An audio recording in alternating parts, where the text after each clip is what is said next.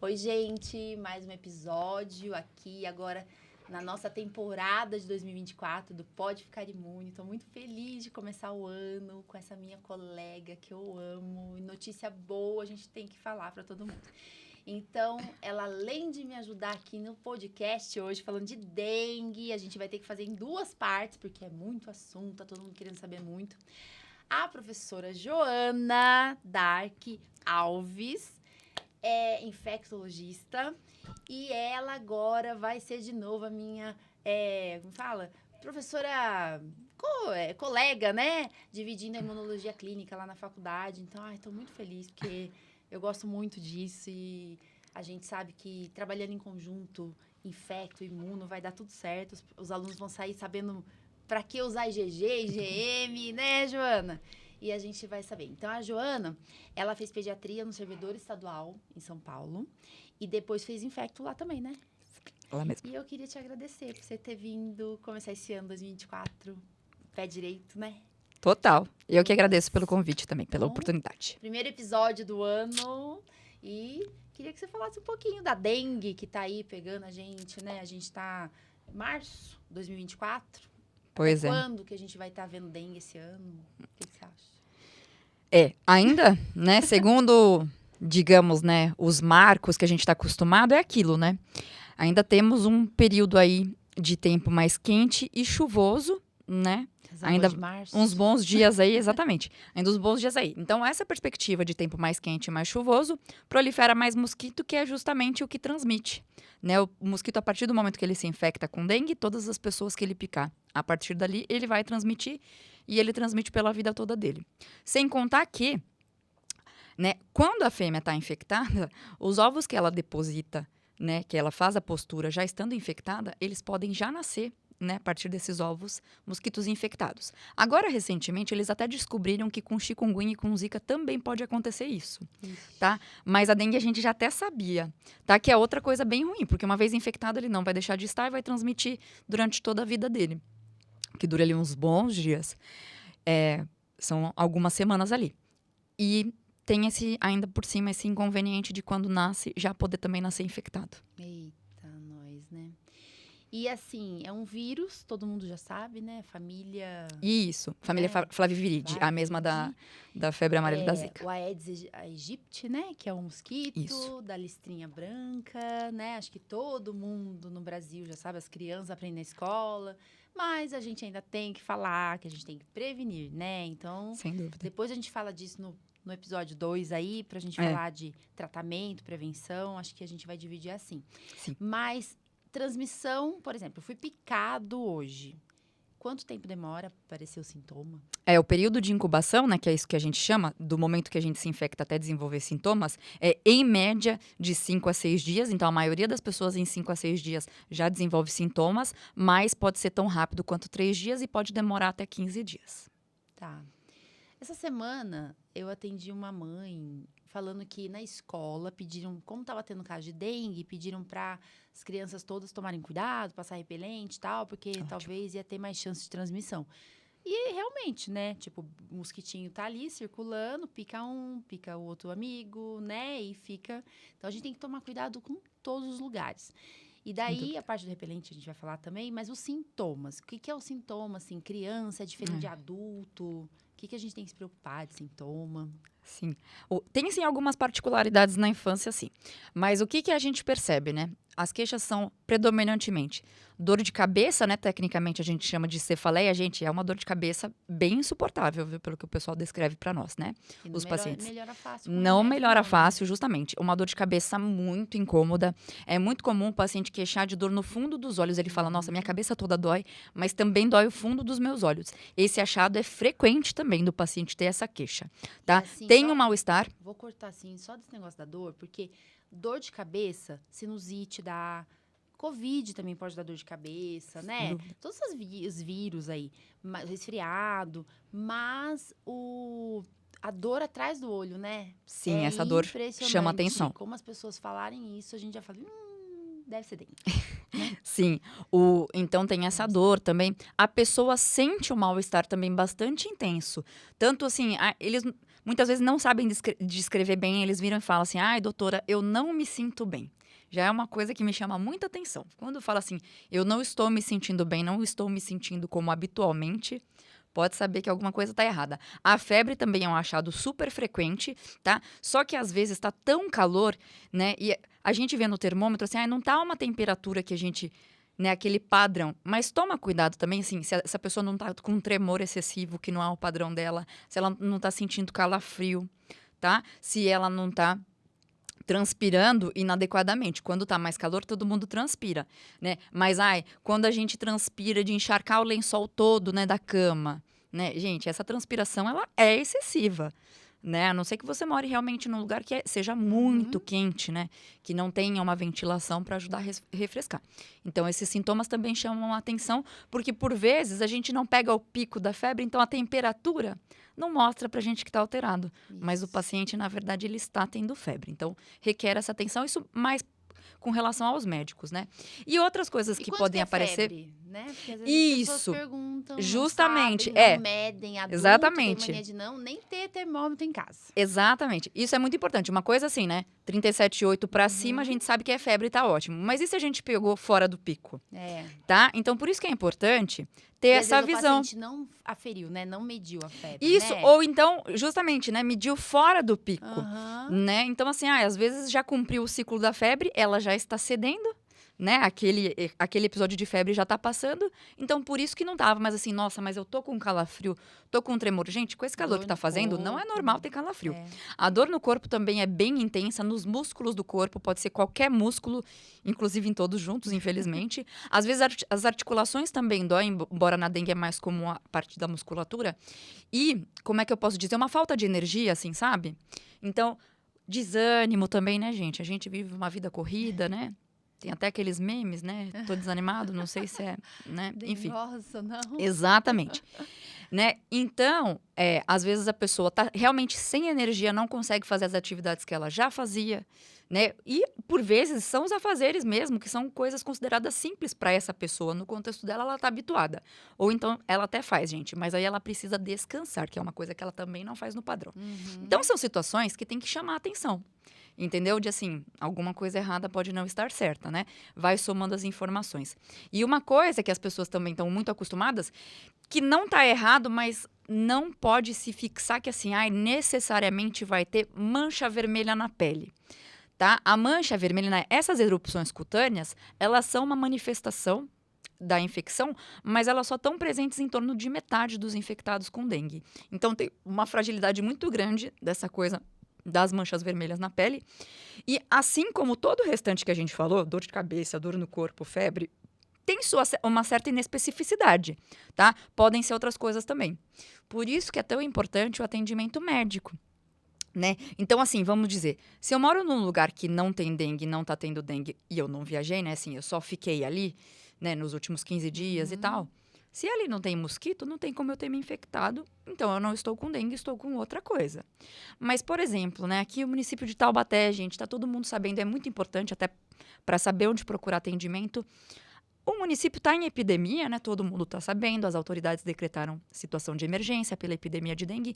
Então, assim, se a gente sabe, tem caso aqui no meu bairro, na minha rua de casa, né? Tendo esses sintomas, sem dúvida uma suspeita de dengue. Né? Na sua região tendo mosquito, você pode muito bem ter se infectado, né? E porque quando tem o caso de alguém, a gente sabe que essa pessoa foi picada. Todo mundo tem que ter febre com dengue? Eu percebo muito isso, que eu falei antes. Nem sempre tem uma febre documentada. Mas quando você vai ver, você fica naquelas, entendeu? Isso aqui fez um ciclo de febre, entendeu? E provavelmente se encerrou e a pessoa não flagrou. Por que eu tô perguntando isso? Porque no meu consultório, eu atendo muito paciente que às vezes chega com urticária. Sim. E daí eu vou ver na época do Covid era o Covid, na época da dengue, a dengue, entendeu? Porque daí às vezes a pessoa não teve febre, né? E foi no pronto-socorro pensando que era dengue, e às vezes o médico falou, não, mas não teve febre, não vou nem colher exame. Então, assim, a gente tem que pensar que urticária tem muita associação com qualquer vírus, né? Às vezes medicamento também, tudo, mas eu quis enfatizar isso para a gente gravar mesmo isso, porque nem sempre a gente está sabendo, a pessoa percebeu que teve febre. Então, temos que valorizar que, às vezes, não tem febre na história do paciente, né? É isso, a literatura diz que sempre tem, mas tem essa vulnerabilidade, entendeu? Assim, o quanto que a gente percebeu, qual que foi a acurácia que a gente identificou a febre, entendeu? Porque é muito mais fácil a febre ter passado despercebido, entendeu? É isso mesmo, mal-estar, né? Às vezes não sabe contar. E outra coisa nas crianças, né, que você falou da urticária, eu lembrei. Realmente, gente, nas crianças, a principal causa de urticária são vírus e tem inúmeros. E, em contrapartida, na infância também, gente, é mais comum a gente ver, são poucos episódios no dia, tá assim... 3, 4 episódios, tanto de vômito quanto de diarreia. Nos quadros, né, os vírus que causam as gastroenterites costuma ter muito mais, né? E são diarreias mais volumosas do que no caso da dengue. Tá. Mas as crianças, por vezes, também apresentam esses quadros aí de diarreia. E sintomas respiratórios geralmente não tem, né?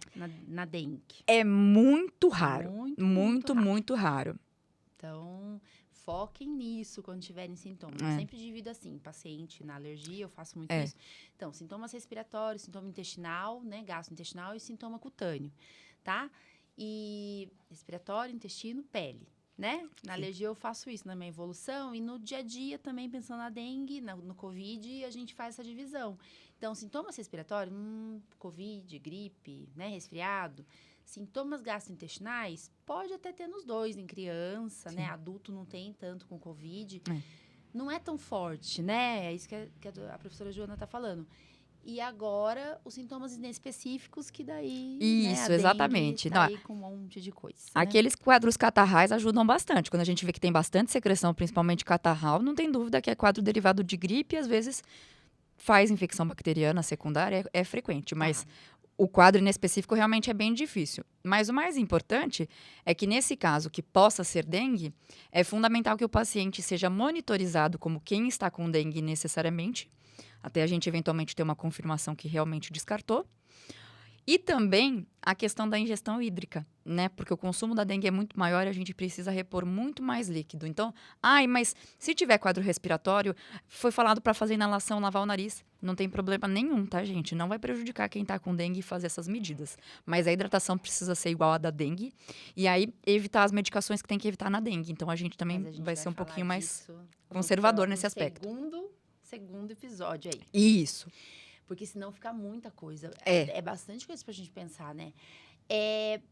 Manchas no corpo, roxas lá por causa da plaqueta baixa. Daí a gente tem que sempre pensar em dengue hemorrágica.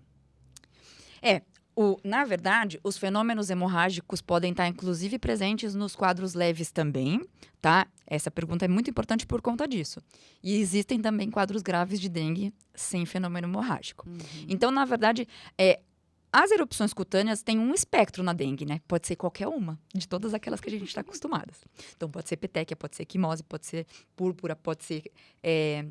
petequia eu já falei, pode ser urticária, né?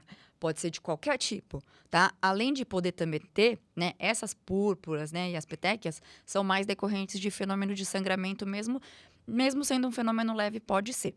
Tá. Mas já é um paciente que a gente fica mais de olho, porque se ele teve um fenômeno hemorrágico, né, significa que ele tem uma fragilidade ali de vaso sanguíneo, né? Então, já é uma razão para a gente monitorizar esse paciente também de forma diferente.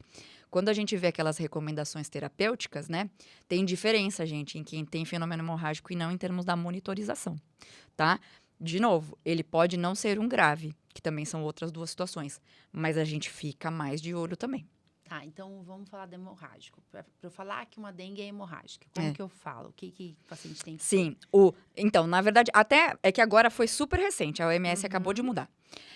Antigamente, a gente chamava a dengue clássica, né, de dengue clássica, e a dengue hemorrágica, que era a forma grave, era a febre hemorrágica da dengue. Mas a OMS, junto com o grupo lá, né, da Assembleia, né, Mundial de Saúde, optou por mudar o nome para dengue grave, tá? Por quê? Porque, na verdade, o quadro da dengue grave, ele é decorrente da fragilidade capilar e disfunção endotelial. Então, isso acontece, né? Quando isso acontece, a pessoa... Como é que eu posso explicar isso para o pessoal entender? Dentro do vaso sanguíneo, gente, precisa ter uma quantidade de líquido, tá? E tem também as células do sangue. Só que nessa situação do vaso sanguíneo adoecido pela dengue, ele deixa o líquido passar e sair de dentro, sendo que a célula fica. Então, vocês entendem que fica menos líquido do que deveria e, ao mesmo tempo, então, esse sangue concentra mais. Entendeu? Então, na verdade, a grande chave, e aqui para os médicos, né, é o hematócrito. Só que a forma grave da dengue, quando ela vem, né, o mecanismo é justamente no momento que a febre cessa. Entendi. Então, a pessoa com dengue, assim, ela estava com sintoma compatível na região dela, tem dengue, ela passou por atendimento, é uma suspeita de dengue. Ótimo. Ela vai ser acompanhada laboratorialmente e, além da plaqueta, a gente também precisa dar atenção para o hematócrito, né? Nós médicos estamos acostumados com essa fração, né? Que é a fração das células sobre o volume total, tá? Tá Então, lá no quando... hemograma, Exatamente. Quando o hematócrito sobe, é um sinal de alarme, tá? E a dengue mais grave, além de estar hemoconcentrado, o paciente está em choque, né? Tá com uma demanda que não supre, uma oferta, desculpa, que não supre a demanda que o corpo está naquele momento. Ai, interessante, né? Porque a plaqueta, por mais que assim, às vezes ela tá normal, ela é uma plaqueta adoecida, gente. Assim como, lembra que eu falei que o vaso sanguíneo tá adoecido? A plaqueta tá adoecida. Então, por mais que tenha plaqueta suficiente, ainda assim pode ter repercussão, porque ela não é uma plaqueta que trabalha igual. Olha, que interessante, hein, Joana? Tô pensando aqui várias situações, né? Sim. Que a gente vê. Daí, então, assim, a gente vai pedir exame, né? Isso. Eu sempre falo pro paciente, eu fico preocupada, melhor fazer um hemograma. No hemograma tem uma hemoglobina, né? Que a gente vê que tá aumentada também. O hematócrito que tá ali embaixo. Leucócito, geralmente tá baixo. Isso. E plaqueta, a gente espera que não esteja, mas pode acontecer de estar baixa, né? Então, o hemograma é o principal exame. Quem está com dengue deveria colher o hemograma. É a Todo conduta mundo, mais segura para o paciente. né? É que a gente sabe que saúde pública, às vezes não tem nem vaga no pronto-socorro, a pessoa não está tão grave, ela às vezes desencana e não colhe. Isso. Mas hemograma é um exame que não é tão caro, viu? É um exame que dá para fazer, né? Só que tem um médico que avaliar, né? O que me tranquiliza é assim, ó. Se essa pessoa, vamos supor, agora que ela está na fase da febre, se ela tiver um hemograma dos últimos 6 meses, para eu ter uma ideia de qual que é o padrão dela do hematócrito, exatamente, e na fase que seja para via gravidade, porque quando tá grave aí não tem jeito, né, gente? Aí com fila ou sem fila, acaba indo no pronto-socorro e vai ter que fazer exame, né? Porque a gente precisa entender outros contextos também, que não só o contexto clínico do paciente grave. Isso. Então, nessa situação, eu já fico um pouco mais tranquila para eu poder entender no contexto desse paciente. Porque como que eu faço para o hematócrito do paciente anemiado? É. Né? Então, assim, Difícil é mesmo. muito importante eu saber, ele com ele mesmo, né? O normal, se aquilo representa né, um risco. antes, Exatamente. pra Porque às comparar. vezes o hematócrito pode não estar alto, não tá tão alto, tá bom. Mas se o paciente é anemiado, ele já tem um hematócrito mais baixo, por conta da anemia, Então, né? Então ele pode estar descompensado. Então, vários aspectos. quando né, tem- trabalhar. sim, se tiver um hemograma basal, assim, fora da gravidade, pelo menos dos últimos 6 meses ali, dá para ter uma ideia mais ou menos. Tá. Aquele teste que faz com o braço Isso. apertado. Isso esse teste, na verdade, ele é justamente isso, para ver se existem os fenômenos, né, espontâneos e os induzidos, né? Então, assim, ele tá cada vez mais em desuso porque muitas vezes já chega petequiado ou com equimose púrpura, né? Então já tem o espontâneo, não tem por que tentar induzir. Que a gente já sabe que a resposta é sim. É justamente isso, é uma fragilidade capilar, né, que está ali se demonstrando. Não necessariamente essa pessoa vai evoluir com gravidade, né? Vai desenvolver um quadro grave. Tá, Mas é uma pessoa que a gente presta mais atenção. tá. E eu ia perguntar o diagnóstico, né? Exame. Isso. Mas antes disso, vamos falar da hemorrágica aí, que mudou tudo. Isso. Mas, assim, quais são os lugares que geralmente o paciente tem sangramento? Pode ser a pele, que aparece a peteca, que é a mancha roxinha que a gente aperta e não desaparece, Isso. não é isso? Isso. E pode ser manchas maiores. Isso. Mas, assim, sangra nariz, sangra boca, Isso. gengiva. O que Isso. você já viu? Pode acontecer os padrões de aquelas manchas roxas que a gente está acostumado a ver, né? Pode acontecer também nas mucosas, então dentro da parte da boca, da bochecha, na conjuntiva, tá? A gente pode ver esses sangramentos que estão embaixo do transparentezinho que a gente vê, sabe? Assim como pode sangrar mesmo, pingar, né? Exteriorizar do nosso corpo o sangramento. Também pode. Isso entra para aquilo que a gente já sabe que tem uma fragilidade ali detectada, tá? Mas pode haver tudo isso, tanto na pele, nas mucosas a gente consegue por vezes também observar, também tem que ser pontuado, também precisa ser levado em consideração quando ocorre, ou pode ser o sangramento mesmo de escorrer o sangue. O sangue pode escorrer pelo nariz, pela boca, né, principalmente a gengiva, pode na parte genital, sabe, também pela vagina, exatamente. Uretra é mais difícil, a masculina, mas a uretra feminina pode. Vai aparecendo xixi, tá, gente? Se acontecer. Então, quando for lá urinar, vai perceber que tá avermelhado. Tá? Nem tudo que é sangramento, papel, claro. Né? Quando passar papel, exatamente. Pode aparecer. Nas próprias fezes pode sair também. E por vezes, a mulher que não tá no período menstrual pode ter sangramento. Tá? Que também pode ter outras causas, mas pode ser por conta da dengue, né? Ou então, assim, ela pode estar menstruada e sangrar mais do que o habitual dela. Tá. Então, são esses aspectos, né? E pra gente finalizar aqui essa primeira etapa da dengue, é diagnóstico. Então, NS1 é o teste rápido. Isso. É que, na verdade, assim, todos os testes rápidos são autorizados a serem denominados como testes rápidos quando o resultado sai rápido. Mas o teste do NS1 é tão simples fazer na plaquinha da imunocromatografia que só tem essa técnica e ela é bem disponível, né? Então, assim, a gente consegue. Tá. Mas ele tem a limitação da positividade até o 3º dia, do início dos sintomas. Então, no 1º dia, 2º dia e 3º dia. A partir daí, já não tem mais uma sensibilidade adequada para a gente ter uma acurácia diagnóstica confiável. Tá? E aí, a partir do 6º dia, consegue fazer a sorologia, que é dosar IgM e IgG do sangue. Dia? Sexto. A partir do 6º dia do início dos sintomas, dá para fazer a sorologia. Tá. Então, a sorologia... Isso, é colher...